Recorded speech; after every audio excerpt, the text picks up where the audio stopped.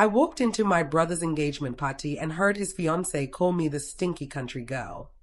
She didn't say it to my face. She whispered it like a joke meant for the people who mattered. And the worst part is, they all laughed.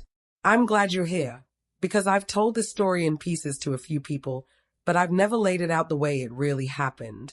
From the moment I stepped through those doors to the moment I finally said the one thing that made the room go silent. Before I begin, tell me in the comments where in the world you're watching from and what time it is for you right now. And if stories like this stay with you, please like and subscribe. It really helps me continue sharing the truths I've carried for years. Okay, let me take you back. It was a Friday evening in early fall, the kind of night where the air is crisp but not cold, and you can still smell summer clinging to the trees. My brother, Ethan, had picked this place for his engagement party, one of those historic hotels downtown with tall windows, soft lighting, and staff in pressed uniforms who moved like they'd been trained to disappear. The invitation had come in a thick envelope, fancy cardstock, gold lettering. It didn't even look like something Ethan would choose. It looked like something his fiancée, Madison, would choose, because Madison liked things that looked expensive, even when they weren't. I remember standing in front of my bathroom mirror, smoothing my dress down, asking myself why I felt nervous. It wasn't my party. It wasn't my engagement. But my stomach wouldn't unclench. I wasn't going there to steal the spotlight. I wasn't going there to start drama. I was going because Ethan was my brother. And even though we'd drifted in the last couple of years, he was still the kid who used to run behind me in the yard, begging me to help him catch fireflies in a jar. I'd grown up in a small town outside Springfield, the kind of place where everyone knows your business and still shows up when your car breaks down. I'd moved away young, worked hard, and built a life that didn't look like where I came from. But I never learned how to completely stop feeling like where I came from. And Madison's family? They had the kind of money that made you speak softer without realizing it. When I arrived, the valet opened my door like I was someone important. I almost laughed, because if he'd seen me at 16, mud on my jeans, hair in a messy knot, hands smelling like gasoline from helping my dad, he wouldn't have called me with that calm smile. Inside, the lobby glowed. Chandeliers, fresh flowers, a faint scent of citrus and Polish. There was a sign near the entrance, engagement celebration, Ethan and Madison, Ballroom B. Ballroom B. I followed the sound of music and conversation, heels clicking on marble. With every step, my chest got tighter, like my body knew something my brain hadn't admitted yet. At the doorway, I paused. The room was full, probably 100 people. Madison's side looked like a magazine spread, tailored suits, shiny jewelry, women in dresses that cost more than my first car. Ethan's side was smaller, more relaxed. My Aunt Carol was already sipping wine too fast. My cousin Brooke waved at me from across the room, smiling like she was just happy to see a familiar face. Then I saw Ethan. He was near the center, laughing politely, one arm around Madison's waist like he was practicing how to hold her in public. He looked handsome, nervous handsome. The kind of handsome that came from trying too hard. And Madison looked perfect. Not pretty. Not cute. Perfect in a way that felt rehearsed. Hair curled just right. Dress fitted just right. Smile bright enough to blind you. She moved through the room like she owned it. When her eyes landed on me, her smile flickered for half a second. Just a half second. The kind of moment most people wouldn't notice. But I noticed. I took a breath and stepped in. At first, it was normal. I hugged Brooke. I said hello to Aunt Carol. People told me I looked so grown up, like I'd just come back from war instead of just living my life. I was halfway to Ethan when I heard Madison's voice behind me, soft and sweet, pitched low like she didn't want anyone outside her circle to hear. I wasn't trying to listen. I swear I wasn't. But when someone says something sharp, your ears catch it even if your heart wants to pretend it didn't. She leaned toward one of her bridesmaids, some blonde woman with a tight ponytail and a glass of champagne, and Madison whispered with a sneer, "The stinky country girl is here." The blonde's eyes slid to me. Then she smirked. And then Madison added, quieter but still clear enough to slice through me, I didn't think Ethan would actually invite her. There was a beat. Just a beat. Then the little group, 3 women, 2 men, laughed like it was the funniest thing they'd heard all night. My face went hot, like someone had opened an oven inside my chest. I kept walking because stopping would have meant admitting I heard it. And in that moment, I couldn't decide what was worse, letting them know it hurt, or letting it hurt in silence. I finally reached Ethan. He opened his arms like nothing in the world was wrong. Like I was safe with him. "Claire," he said, smiling wide. "You made it." And I hugged him, breathing in the familiar scent of his cologne, telling myself to focus on him. But over his shoulder, Madison watched me. Her eyes didn't hold warmth. They held assessment, like I was a stain she'd noticed on her perfect night. And as Ethan pulled back, Madison stepped forward, lips curled into that polished smile, and said in the sweetest voice you can imagine, "Claire, wow, you actually came." That was when I realized this night wasn't going to be about celebrating Ethan. It was going to be about putting me in my place. And I hadn't even told them who I really was yet. After Madison's comment, I told myself to shake it off. That's what I'd always done. Shrug, smile, keep moving. I'd learned early that reacting only gave people like her what they wanted. So I stayed. I stood there. I played the role of the agreeable sister who didn't notice the chill under the compliments. Ethan introduced me to a few people from Madison's side of the family. Her parents, Richard and Elaine, shook my hand like they were checking something off a list. Firm grip, quick smile, eyes already drifting past me, searching for someone more useful. "So you're the sister," Elaine said, nodding once.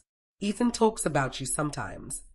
Sometimes, not often, not enough to make me real to them. I smiled and said something polite about how beautiful the party was. Elaine lit up instantly, launching into details about the decor, the venue, how much planning Madison had done. I listened, nodded, let her have the moment. That was the rhythm of these people. Talk, admire, move on. The room itself was warm and carefully curated. Soft jazz hummed in the background. Waiters floated by with trays of champagne flutes and tiny appetizers that looked more artistic than filling. Every surface shone. Every detail whispered money. And yet, despite all of that, I felt strangely out of place, not because of what I was wearing or how I spoke, but because I didn't feel the need to prove anything. That gap between us made them uneasy, even if they didn't know why. I found a seat near the edge of the room and watched for a while. Madison was in her element. She laughed loudly at the right moments. She touched people's arms when she spoke. She knew how to make herself feel important without ever asking for it outright. Every few minutes, she glanced around the room like she was checking to see who was watching. Ethan stayed close to her, nodding along, smiling when she smiled, quiet when she spoke. He looked smaller than I remembered, not weaker, just quieter, like he'd learned that keeping the peace meant shrinking a little. That hurt more than Madison's insult. I thought about how different things used to be. Growing up, it was always Ethan and me against the world. Our parents worked long hours. We learned how to make dinners out of whatever was in the fridge. We learned how to rely on each other. When I left town for college, Ethan had hugged me so tight I could barely breathe. "Don't forget me," he'd said, half joking, half scared. I hadn't forgotten him. But somewhere along the way, he'd forgotten himself. As the night went on, small things started to register. Nothing dramatic. Just off. Madison corrected Ethan in front of people. Little things. Where they'd met. How a story had happened. Each time, she smiled while doing it, like she was helping him remember properly. Ethan always laughed it off. I noticed how Madison's friends clustered together, whispering, glancing toward me now and then. I noticed how a waiter offered me a refill last, like I was an afterthought. And I noticed how Madison never once asked me a question about my life. Not what I did, not where I lived, not how I'd been.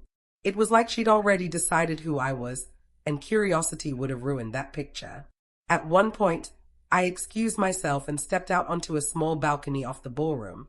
The city lights stretched out below, glowing and distant. The air was cooler out there. Honest. I leaned against the railing and let myself breathe. I wasn't angry yet. Not really. I was tired. Tired of rooms where I had to make myself smaller so others could feel bigger. Tired of being underestimated because I didn't announce my accomplishments like trophies. A memory surfaced then, Madison, months earlier, at a family dinner.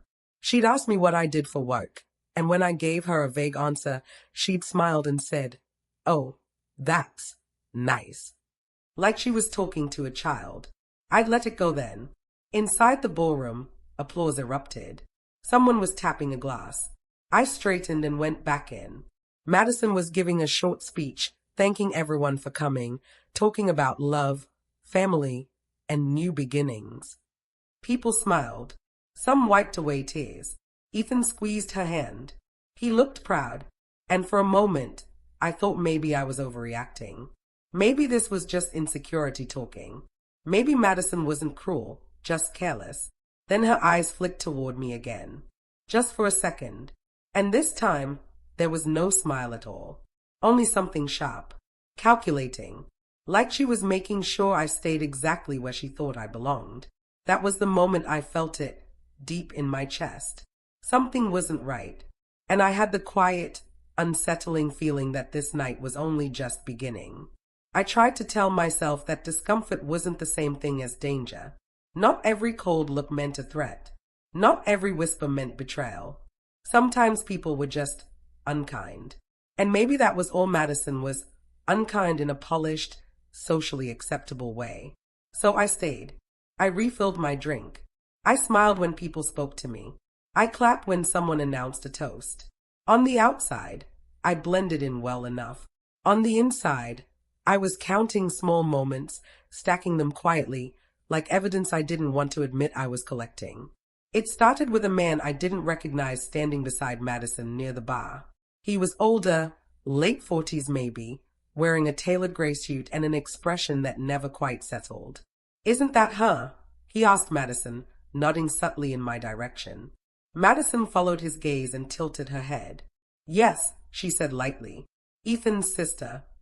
The man hummed. "Interesting." Madison smiled, in a nostalgic way. They both laughed, softly. I looked away, my fingers tightening around the stem of my glass. I told myself not to assume. I told myself I didn't know what they meant. But my body reacted anyway, shoulders stiff, pulse quickening. A few minutes later, I overheard one of Madison's cousins talking to another guest. "She's very humble," the cousin said, eyes flicking toward me. "You wouldn't guess she grew up the way she did." The other woman smirked. "Ethan's charity project." That one landed harder. Charity project. I stepped into the bathroom after that, locking myself into a stall like I needed privacy from my own thoughts. I stared at my reflection in the mirror afterward, noticing things I'd never cared about before. My shoes, my hair, the faint crease in my dress from sitting. Was I really that out of place here? When I went back out, I noticed Ethan talking to Madison's father near the corner of the room. Richard's voice was low, serious. Ethan nodded too much, the way he did when he was trying to keep someone happy. I drifted closer, not enough to interrupt, just enough to hear. "You have to understand," Richard said, hand resting possessively on Ethan's shoulder. "Our family values reputation, stability, appearances." Ethan smiled tightly. "Of course. And Madison is very sensitive to influences," Richard continued. "We're just trying to make sure nothing distracts from the life they are building." I waited for Ethan to push back, to say something, anything. Instead, he nodded again. I felt something inside me shift. That was the first real crack. Not Madison's cruelty, not her family's snobbery, Ethan's silence. Later, Madison approached me with a glass of champagne and that remember me smile. She stood just a little too close, invading my space without touching me. "So," she said casually, "how long are you staying in town?" "Just the weekend," I replied. "Oh, good," she said, nodding. "Quick visits are best. Keeps things simple." "Simple for who?" Before I could answer, she leaned in, lowering her voice. "You know, I hope you don't take things personally tonight." My family can be blunt. Blunt wasn't the word. I'm fine, I said. She studied me for a moment, like she was trying to decide whether I was telling the truth or just being convenient. Then she smiled again. I'm glad. As she walked away, I realized something that made my stomach drop. She wasn't apologizing. She was warning me that I spent the next hour noticing patterns. Madison steering conversations away from me. Madison introducing people to everyone except me. Madison laughing just a bit too loudly when someone else made a comment at my expense. And each time, Ethan stayed beside her. At one point, I caught my brother's eye from across the room. I gave him a small smile, the kind that asked, "Are we okay?" He hesitated. Then he smiled back and looked away. That was when the doubt fully took root. It wasn't just that Madison didn't respect me. It was that Ethan wasn't sure he should. As the party began to thin out, Madison's family gathered near the center of the room, talking about work, connections, opportunities. I recognized a few company names being tossed around, names I knew well. Very well. One of Madison's uncles said, "Well, as long as the merger goes through, everyone should be secure." Another replied, "Especially with the new ownership. They are supposed to be very hands-off." Madison laughed. "Let's hope they stay invisible." Something cold slid down my spine. Invisible. I stood there, drink untouched, listening as they casually discussed decisions that affected hundreds of people. Decisions that affected me. They had no idea who they were standing next to. And in that moment, I realized this wasn't just about personal disrespect anymore. This was about power. And they were assuming I had none. That was the first time the thought crossed my mind. Quiet, unsettling, undeniable. If they ever found out who I really was, everything would change. Once the idea took hold, I couldn't let it go. I tried to rejoin the party like nothing had shifted, but my mind wasn't in the room anymore. It was racing ahead, replaying words, glances, half-finished sentences. I wasn't imagining things. Too many pieces were lining up now. I excused myself again, this time heading toward a quieter hallway near the ballroom. The hotel staff moved efficiently around me, carrying trays, adjusting table settings, speaking softly into earpieces.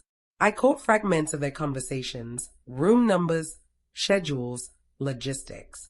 This place ran like a machine, a familiar machine. I paused near a framed photo on the wall, black and white, showing the hotel decades earlier. Below it was a small plaque listing the property's history and its most recent acquisition. I already knew what it would say. Still, seeing the company name in polished metal made my throat tighten. Hawthorne Holdings. My company. The one I'd spent 15 years building from a two-person operation into a national farm. The one that owned this hotel, along with 3 others in the city. The one Madison's uncle worked for. The one her cousin's husband managed a regional branch of. The one her family had just finished mucking. I stayed at that plaque longer than necessary, my reflection faintly visible in the glass. I looked normal. No crown. No power suit. Just a woman in a simple dress, standing in a hallway, realizing she'd walked into a room where everyone thought she was small. The humiliation hit first. Not the sharp kind. The heavy kind. The kind that presses down on your chest and makes you feel foolish for ever expecting better. I thought about all the times I'd chosen not to mention my work, not because I was hiding, but because I didn't want my life reduced to numbers and titles. Tonight, that choice had cost me. I went back into the ballroom slowly. The music was louder now, the conversations looser. People had been drinking. That made them careless. I overheard Madison's cousin again, this time speaking openly. "I mean, can you imagine someone like that having influence here?" "Please," another voice replied. "People like her stay in their lane." I felt my jaw tighten. Across the room, Madison stood with Ethan and her parents.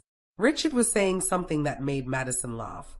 Ethan laughed too, but his eyes flicked toward me again, quick, uncertain. I caught his gaze and held it. He looked away. That was when the lowest point hit. Not anger, not revenge. Grief. Grief for the brother I used to have. Grief for the version of myself that thought blood meant protection.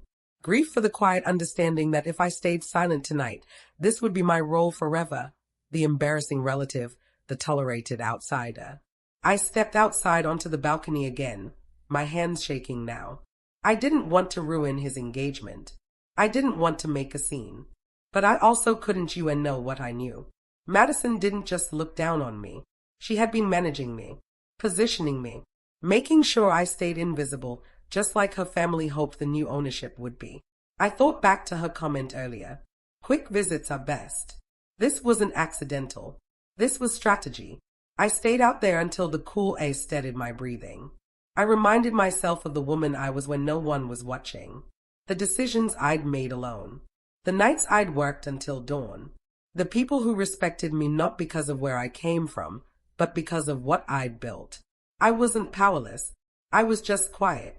When I went back inside, something in me had gone still. The hurt was still there, but it had settled into something colder, heavier. I saw Madison speaking to one of the hotel managers, a young man in a crisp suit. She gestured toward the room like she owned it. "Isn't everything just perfect?" she said. The manager smiled politely. "We're glad you're enjoying the space." I almost laughed. Madison noticed me then, really noticed me. Our eyes met. For the first time, her smile faltered. Just a fraction. Like she sensed the ground shifting under her feet. I realized then that the truth didn't need to be shouted to be powerful. It just needed the right moment. And as the music swelled and another toast was announced, I knew that moment was coming. Not tonight, but soon. And when it did, no amount of money or manners would protect her from it. I didn't leave the party right away. That surprised me later, when I thought back on it. The old version of me would have slipped out quietly, driven home in silence, and carried the weight alone. But something had shifted. I wasn't ready to disappear anymore. Instead, I watched. I watched how Madison moved through the room like a conductor guiding an orchestra. How her family followed her cues. How Ethan stayed just a step behind her, always checking her face before speaking.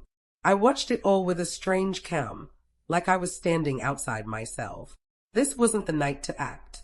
I knew that instinctively. Public humiliation cuts both ways, and no matter how hurt I was, I didn't want my brother to bleed with me.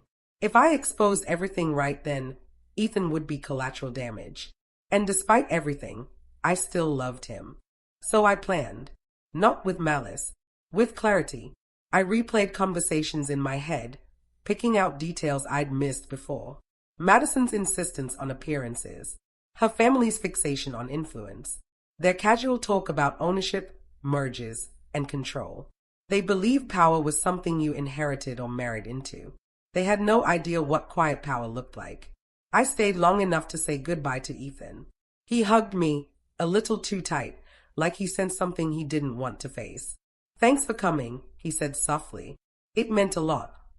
I looked at him, really looked at him, and chose my words carefully. "I hope you're happy," I said. "That's all I want for you." He nodded, relief washing over his face. "I am." Madison stood beside him, her hand resting possessively on his arm. "Safe drive," she said to me. Her smile was polite, but her eyes were alert now. "Watching." "Of course," I replied. "Congratulations." As I walked away, I felt her gaze on my back. Measuring, calculating. In the car, I sat for a long moment before turning the key. The city lights blurred through the windshield. My reflection stared back at me, tired, steady, resolved. I didn't cry. Instead, I started making quiet decisions. The next morning, I skipped breakfast with the family. I drove to my office instead. It was a glass building downtown, understated, efficient. No flashy sign, no grand lobby, just people who knew what they were doing. When I walked in, my assistant looked up in surprise. "Claire, I thought you were out of town." "I am," I said, "but I needed to stop by." We talked. I asked questions I'd never had to ask before.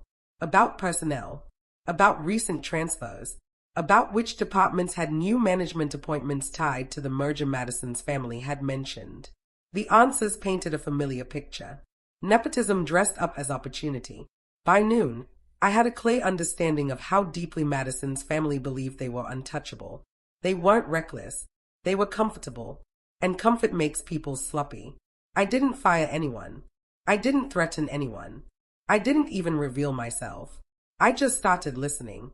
Over the next few weeks, I made subtle adjustments. Meetings were rescheduled. Reports were requested. Audits that had been optional suddenly became necessary.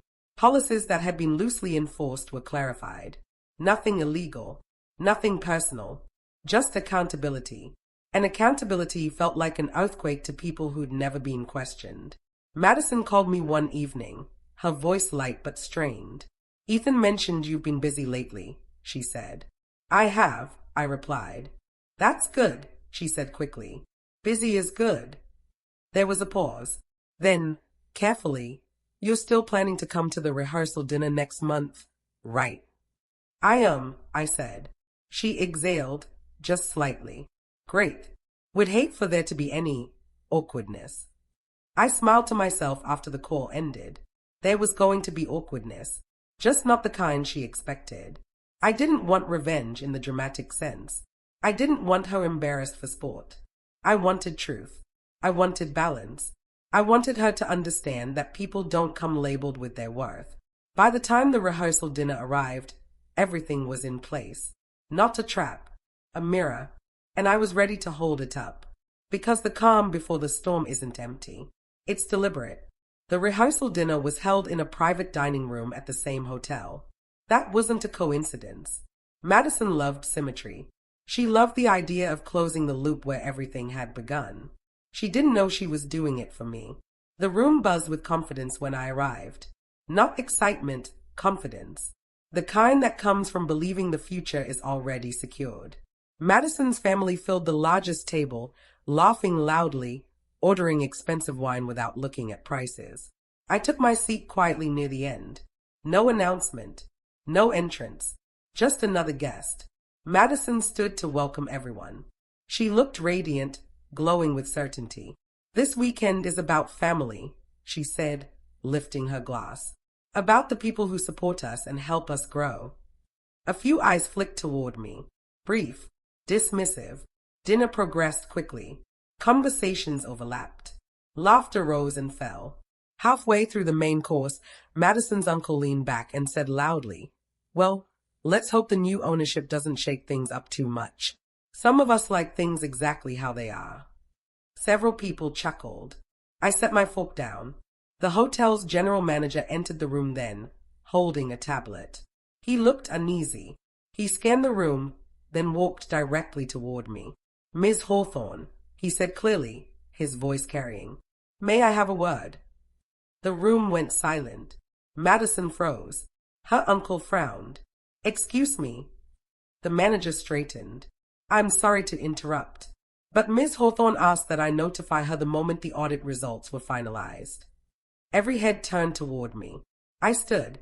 "Yes," I said calmly. "Thank you." Madison stared at me like she was seeing a ghost. "Audit," she repeated, laughing nervously. "What audit?" I didn't raise my voice. I didn't smile. "Hawthorne Holdings owns this property," I said, "and several others represented in this room." Her uncle's face drained of color. The manager continued, reading from the tablet. "We've identified several conflicts of interest, misuse of company resources, and non-compliance with internal governance policies." Someone dropped a glass. It shattered. Madison's mother whispered, "This isn't funny." "It's not meant to be," I said. Madison turned to Ethan. "You knew about this." He looked at me, stunned. "Clay." I met his eyes. "I didn't want you caught in the middle, but I won't be invisible anymore." Her uncle stood abruptly. "This is outrageous. You can't just—" "I can," I said, and I did. The manager nodded. "Effective immediately, several positions will be under review. Some contracts are being suspended pending investigation." Madison's confidence collapsed in real time. Her posture changed. Her smile vanished. She looked small. "This is my wedding weekend," she said sharply. "You're humiliating us." I shook my head. "No, I gave you many chances not to humiliate yourselves. The silence was thick. No one rushed to defend her. Power had shifted, and everyone in the room felt it. I turned to Ethan. I love you, I said quietly, but I won't accept being treated like I'm less than human. He swallowed hard. I didn't know, he whispered. I know, I replied. Madison didn't speak again. She couldn't. Her world had cracked, and there was no script for this moment. I sat back down. Dinner ended early, and for the first time that weekend, no one laughed at me. The wedding still happened.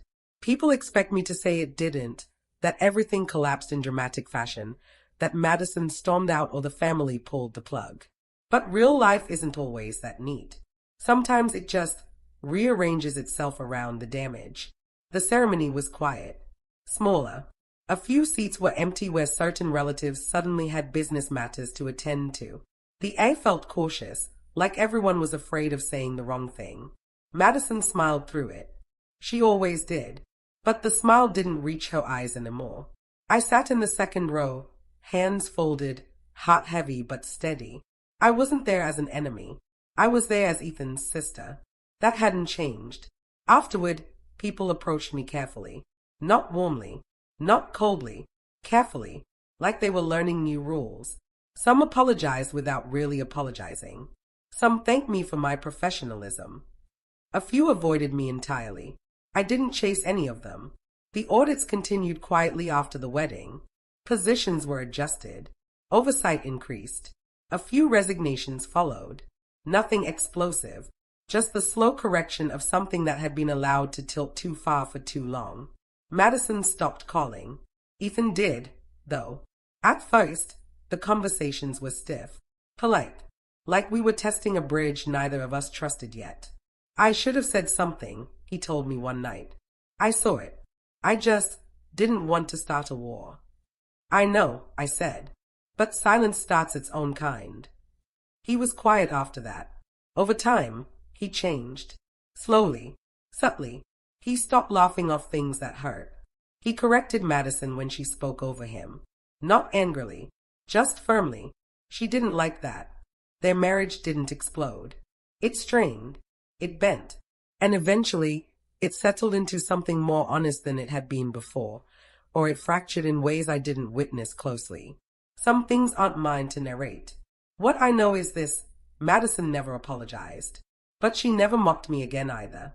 The hotel staff treated me differently after that weekend. Not with fear, with respect. The kind that comes from consistency, not spectacle. I didn't ask for special treatment. I didn't need it. I went back to my life, my work, my routines, the quiet satisfaction of knowing who I was without having to explain it. Sometimes, late at night, I thought about that first party. The whisper, the laughter, the moment I almost believed I deserved it. I didn't feel triumph when I remembered it. I felt clarity. Power doesn't need to announce itself. It doesn't need to wound to prove it exists. It just needs to stand its ground. Ethan and I are closer now than we were before the engagement. Not perfect, but real. He sees me, and more importantly, he sees himself. As for Madison's family, they learned something that weekend too, though they'd never admit it out loud. Not everyone who walks into a room quietly is there to be overlooked. Some are simply waiting for the moment when speaking finally matters. And when that moment comes, it changes everything. In the months after the wedding, life settled into a rhythm that felt unfamiliar but peaceful. Not because everything was perfect. It wasn't. But because I stopped measuring myself against rooms that were never built for me in the first place. I no longer entered spaces wondering how I would be seen. I entered them knowing who I was. That changed everything. I used to think strength had to be loud to be real. That if you didn't defend yourself immediately, you'd lose your place forever. But that weekend taught me something I wish I'd learned sooner. Timing matters more than volume. You don't always have to respond in the moment you're wounded. Sometimes the most powerful response is the one you deliver when you're steady enough to mean it. I thought a lot about Madison after everything. Not with anger, with curiosity. About what it must feel like to build your sense of worth on being above someone else. To mistake control for confidence. To believe kindness is weakness and silence is consent. I don't envy that life. I've walked both sides of that line now, the underestimated one and the one holding the truth. And I can tell you this, peace comes from knowing you don't need to prove yourself to people who benefit from misunderstanding you. Ethan once asked me if I regretted how things played out. I told him the truth. I regret staying quiet for as long as I did, I said. But I don't regret speaking when it finally mattered. Because speaking isn't about winning. It's about alignment. About making sure the life you live on the outside matches the one you've built on the inside. I didn't expose anyone out of spite. I didn't plan a moment for applause. I simply refused to keep shrinking to make other people comfortable. And that refusal, quiet, calm, unshakable, was enough. If you're listening to this and you've ever been dismissed because of where you're from, how you speak, or how little you reveal, I hope you remember this. Your worth isn't determined by who recognizes it first. Sometimes the people who overlook you are the ones who will be most affected when they finally can't. Did you like my story? Please like and subscribe and tell me in the comments where you're listening from. I want to know how far this story of mine travels. And here's the final truth I carry with me now, the one I wish I could hand to my younger self.